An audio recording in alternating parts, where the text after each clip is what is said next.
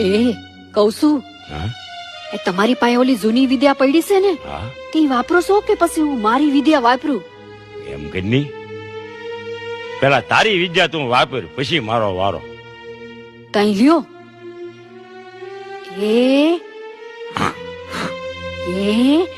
આ શું? હા